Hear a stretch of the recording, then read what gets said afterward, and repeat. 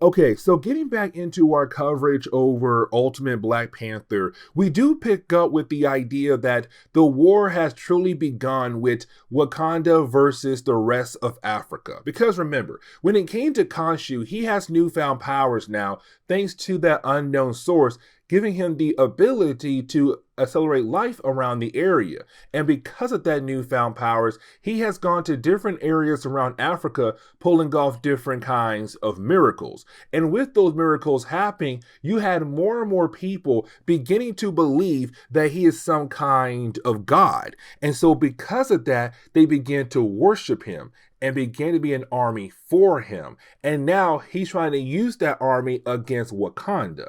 Now, luckily for T'Challa, he does have Killmonger. He does have Storm, but it's not enough. Now, let's not forget, in our last video, T'Challa basically said that Wakanda should have been working with other countries in Africa a long time ago. But as we all know, Wakanda truly never does. And for T'Challa, that's the problem right now. Because if they were able to work with other countries in the area, they might have a bigger army to fight back against Khonshu's army. But the problem is, they never truly did work with other countries in Africa. So Wakanda is on their own fighting against the rest of Africa, who right now believe in Khonshu.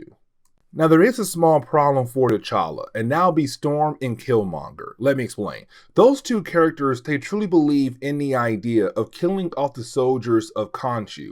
If you're able to do that, then you might have the chance to actually win the war. But if you don't kill off your enemy soldiers, they are able to use those same soldiers over and over again, while adding on more and more soldiers. And the army gets too big, Wakanda might not be able to win. And so for Storm and also Killmonger, kind of like, you should start killing off these guys. Even though they're innocent people, they have begun to work for Khonshu, which means they're no longer truly innocent. But on top of that, is Storm saying, your enemy knows you so well, T'Challa, they know that you won't kill, and that could most likely be your downfall.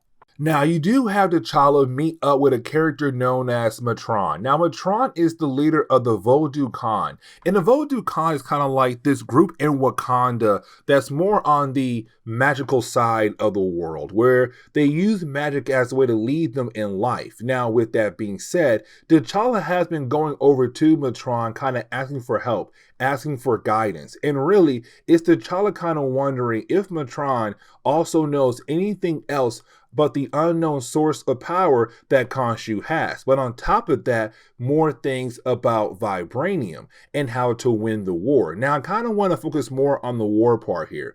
Here's a reason why. Because for T'Challa, he wants to see if they are for certain going to be able to win the war against Khonshu.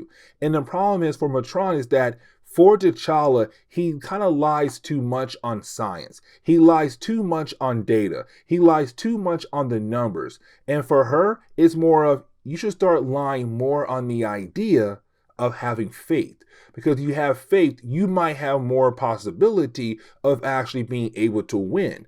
But if you only rely on one kind of thing like science or data or just the numbers or the idea of war, you might not possibly win your big battle against Khonshu. And that's her big message for T'Challa to truly understand. But then she gets into the idea of telling us that, what if vibranium is more than just a metal? What if vibranium is actually alive?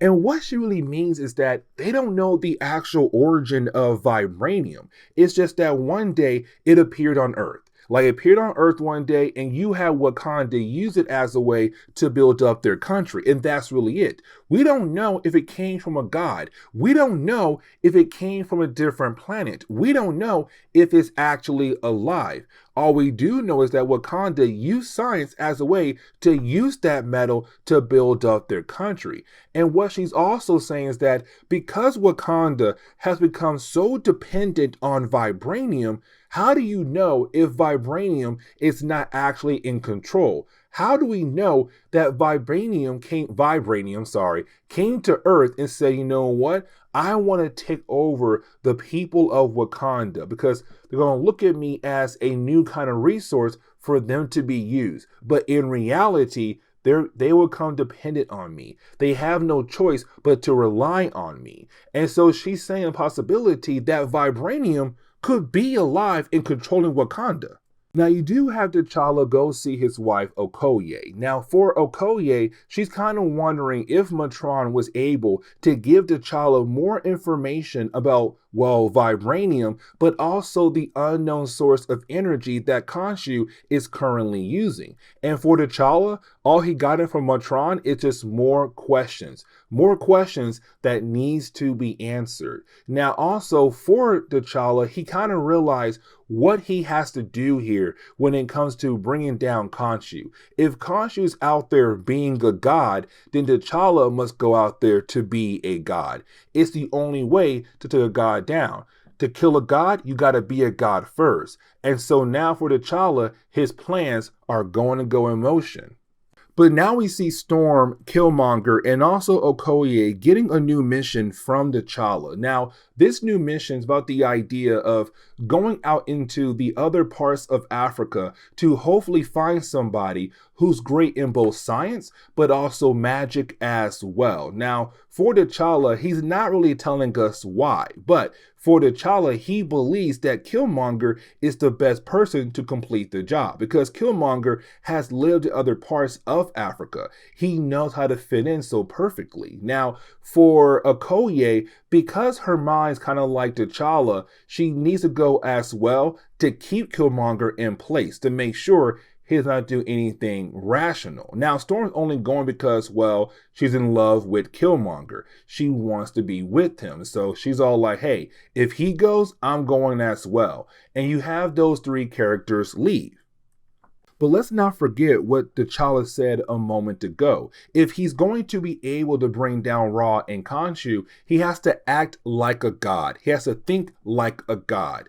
The only way to kill a god is to be a god. And so you had T'Challa going out of his way to save innocent people who are being affected by the army of Khonshu. But after doing that, they begin to worship him like he is a god. Very similar to our last chapter when it came to Khonshu going out there pretending to be a god. And so now it's T'Challa saying, look, if I need an army to bring down your army, I'm going to get that army. If I'm going to kill a god, then I have to be a god. And this is where we are going to end today's comic book video. So please leave me a like down below, and guys, also subscribe. If you have any suggestions on books I should read, well, please let me know in the comments below, because you never know, your suggestion could be a future video down the road. But guys, see y'all next time. Later.